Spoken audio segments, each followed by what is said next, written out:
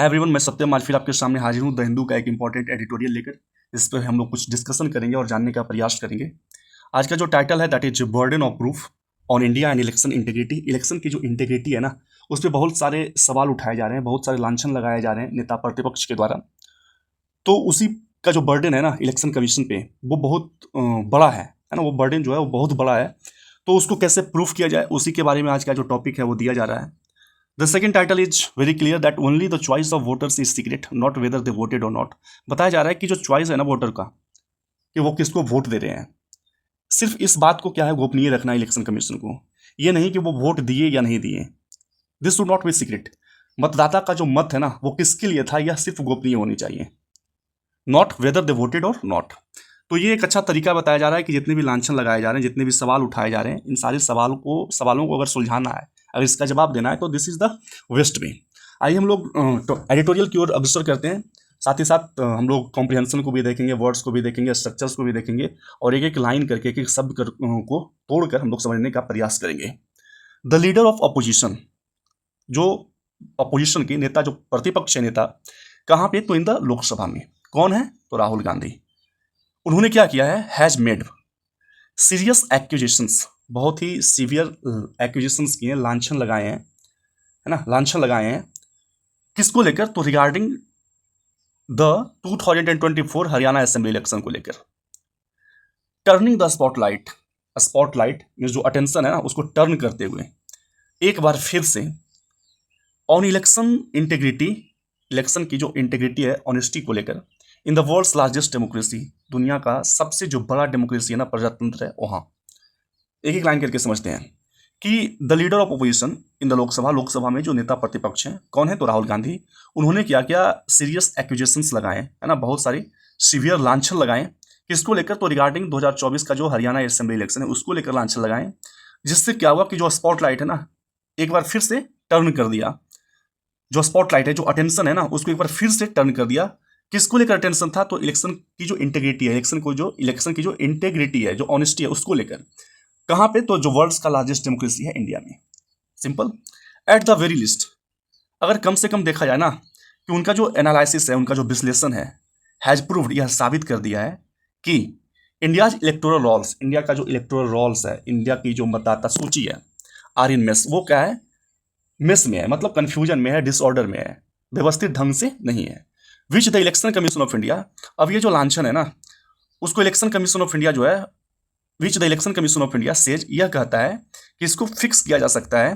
कैसे, तो only by, सिर्फ एक काम करके। क्या करना है, जो अभी ऑनगोइंग, जो अभी चल रहा है, क्या चल रहा है, स्पेशल इंटेंसिव रिवीजन, जो SIR चल रहा है, इसको पूरी तरह से सही करके, इसको पूरी तरह से सिस्टम मिलाकर ये सारे लांछन को हटाया जा सकता है। मिस्टर गांधी, जो राहुल गांधी है, who evidently had a professional, जिनके पास क्या है ना, क्लियरली बहुत सारे प्रोफेशनल टीम है, एनालिस्ट का, विश्लेषकों का, जो इस पे काम कर रहे हैं। मेड अ क्लेम, और ये सारे जो विश्लेषक है ना, ये दावा करते हैं, क्या दावा करते हैं कि 25 लाख वोट्स इन हरियाणा, जो हरियाणा में 25 लाख वोट्स है ना, वो क्या है, फेक है। फेक मतलब क्या है, आइदर नॉन एग्जिस्टेंट और डुप्लीकेट, या तो वो एग्जिस्ट नहीं करते हैं, या तो फिर वो डुप्लीकेट वोट्स हैं। कहा जा सकता है एक तरीके से कि 1 in every 8 वोटर्स इन हरियाणा, मतलब 8 में से, हर एक 8 में से एक वोट जो हरियाणा में है ना, वो क्या है, डुप्लीकेट है और फेक है। जहां पे Congress, where the Congress had lost 2024 election, जहां पे कांग्रेस ने 2024 में इलेक्शंस में हार का, जहां पे उनको सामना करना पड़ा था। ये सारे लांछन लगाए जा रहे हैं कांग्रेस के द्वारा। As per Mr Gandhi calculations, Rahul Gandhi के कैलकुलेशंस के अनुसार अगर देखा जाए, there were 5.21 lakh duplicate voters, 5.21 lakh जो है ना डुप्लीकेट वोटर्स हैं, and 93,174 invalid voters, 93,174 invalid voters हैं in the state. And he claimed, और उनका यह दावा है कि there were 1,24,177 voters with blood और फेक फोटोग्राफ्स, और उनका यह दावा है कि 1,24,177 जो वोटर्स हैं ना, उनके जो फोटोज हैं वो ब्लर हैं, या तो फिर फेक फोटोग्राफ्स उसमें यूज किया गया है इलेक्टोरल रोल्स में, जो मतदाता सूची है। तो ये सारे डेटा जो है उनके द्वारा डिस्प्ले किए गए। टू प्रूव दिस पॉइंट, इस पॉइंट को ना प्रूव करने के लिए, एमंग अदर फैक्ट्स, उनके पास बहुत सारे फैक्ट्स थे, लेकिन उनमें जो एक फैक्ट ही साइटेड, जो जिसका उन्होंने उल्लेख किया, the example of A women, उन्होंने एक वीमेन का एग्जाम्पल लिया, और जो वो वीमेन थी वो ब्राजीलियन मॉडल थी हुज पिक्चर वर अवेलेबल ऑनलाइन, जिनके जो पिक्चर्स है ना वो ऑनलाइन अवेलेबल थे, एंड हुज फोटोग्राफ अपीयर्ड, और उनका जो फोटोग्राफ है अपीयर होता है 22 टाइम्स अक्रॉस डिफरेंट बूथ्स इन हरियाणा, हरियाणा के 22 अलग अलग बूथ्स में, है ना, हरियाणा के अलग अलग बूथ्स में ना 22 बार वो फोटो डिस्प्ले होते हैं। तो among many of the reasons, among कह सकते हैं कि बहुत सारे फैक्ट्स के एमंग ना उन्होंने एक महिला का जो ब्राजीलियन मॉडल थी उसके जो एग्जाम्पल थे वो आगे लाए। Earlier allegations of election manipulations, पहले भी उन्होंने इलेक्शंस को लेकर, इलेक्शन के मैनिपुलेशंस को लेकर लांछन लगाए हैं। तो पहले जो लांछन लगाए गए थे ना वो included bulk deletion and addition of voters, वो पहले ये बता रहे थे कि बहुत सारे वोटर्स को ऐड किया गया है, बहुत सारे वोटर्स को डिलीट कर दिया गया है इलेक्टोरल रोल से, ये लांछन पहले लगाया गया था। Which the Congress leader had said, जो कि कांग्रेस लीडर ने जिस कहा कि इसका कारण क्या है, इससे क्या होगा कि had said boosted the prospect of Bharatiya Janata party, इससे क्या हुआ कि जो भारतीय जनता पार्टी का जो प्रोस्पेक्ट है उसको कहीं ना कहीं लाभ पहुंचा है, बूस्ट हुए हैं, एंड अंडरमाइन द अपोजिशन, और वहीं जो अपोजिशन है यानी कि खुद राहुल गांधी को कहीं ना कहीं उससे हानि पहुंचा है।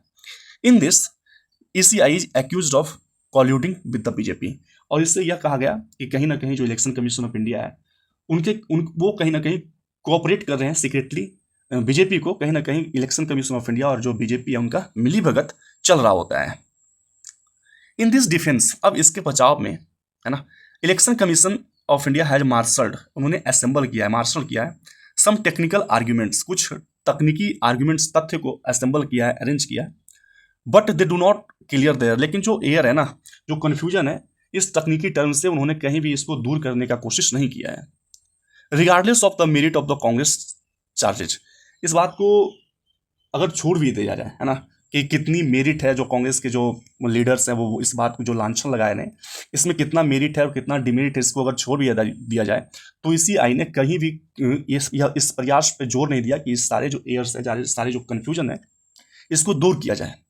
और उन्होंने जो टेक्निकल टर्म्स जो है ना वो यूज किए, जो आर्ग्यूमेंट्स दिए, that was the argument that complaints regarding, वो आर्ग्यूमेंट था ना कि जो कॉम्प्लेंट्स हैं, है ना, जो भी कॉम्प्लेंट्स हैं किसको लेकर, रिगार्डिंग इलेक्टोरल रोल्स को लेकर, जो मतदाता सूची को लेकर जो दलीलें हैं, शुड हैव बीन रेज, उसको रेज किया जाना चाहिए with in stipulated times lines, जो नियत समय सीमा है ना उसके भीतर उस कॉम्प्लेंट्स को रेज करनी चाहिए, एंड और दैट अदर कॉम्प्लेंट्स, और दूसरे जो कॉम्प्लेंट्स हैं should have been litigated through election petition, और जो दूसरे अन्य शिकायत है ना उनको कहीं ना कहीं जो चुनाव याचिका है उसके जरिए अदालत में लानी चाहिए। ये आर्ग्यूमेंट, ये टेक्निकल आर्ग्यूमेंट्स दिए जो कहा जा सकता है कि प्रोसीजर के अनुरूप कहीं ना कहीं सही हो सकता है, प्रोसीजरली साउंड हो सकता है, लेकिन such a position does not mitigate, इस तरह की जो पोजीशन है इलेक्शन कमीशन ऑफ इंडिया जिसपे एक बिलीफ सिस्टम होता है, तो ऐसे पोजीशंस पे डज नॉट मिटिगेट, यह कम नहीं करेगा, मिटिगेट नहीं करेगा जो सीवियर ट्रस्ट डेफिसिट हो रहा है, कहीं ना कहीं जो विश्वास की जो कमी आ रही है,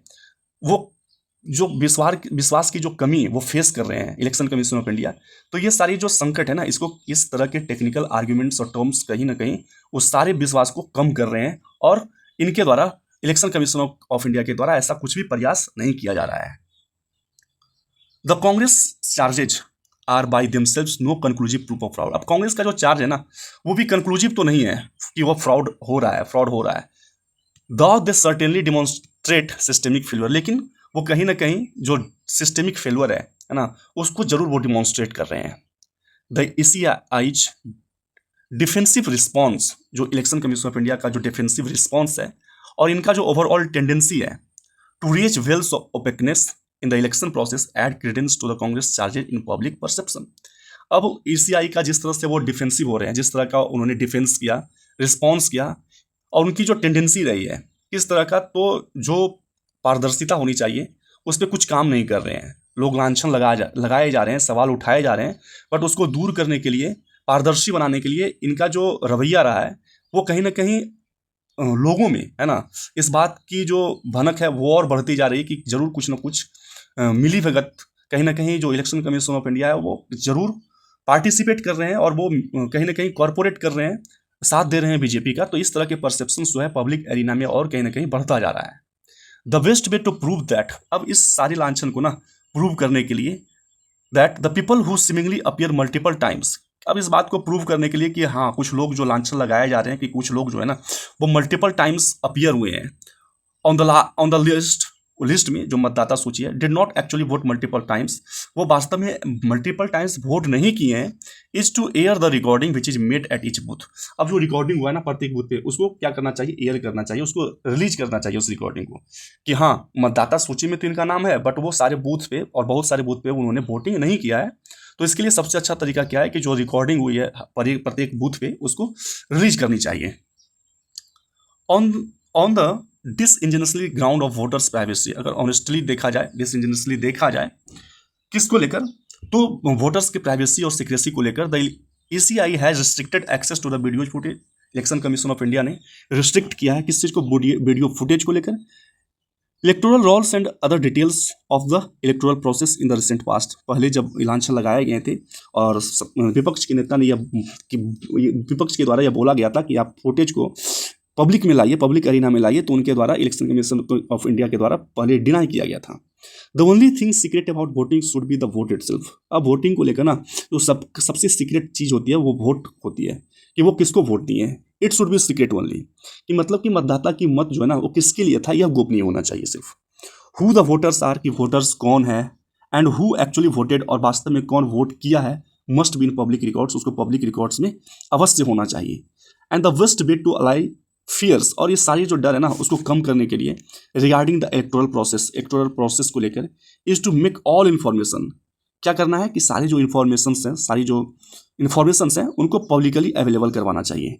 retaining secrecy only with regards to choice of voter, और किस चीज़ की सेक्रेसी को रिटेन करना चाहिए, मेंटेन करना चाहिए, तो जो चॉइस ऑफ वोटर्स है ना, वोटर्स का जो मत है वो किसके लिए था, इस बात को गोपनीय रखना चाहिए। और इसके अलावा सारे जो इन्फॉर्मेशन हैं उनको पब्लिक डोमेन में लाना चाहिए। So this is the end of this very editorial, और आई होप कि आपको समझ में आया होगा।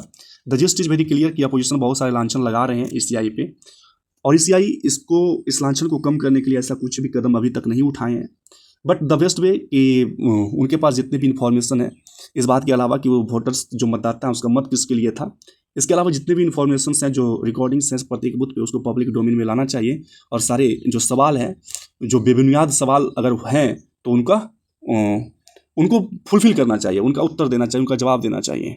So this is the very end of this article, and I hope कि आपको समझ में आया होगा। फिर हम लोग कल मिलते हैं, तब तक के लिए धन्यवाद। Have a nice day and bye bye all of you.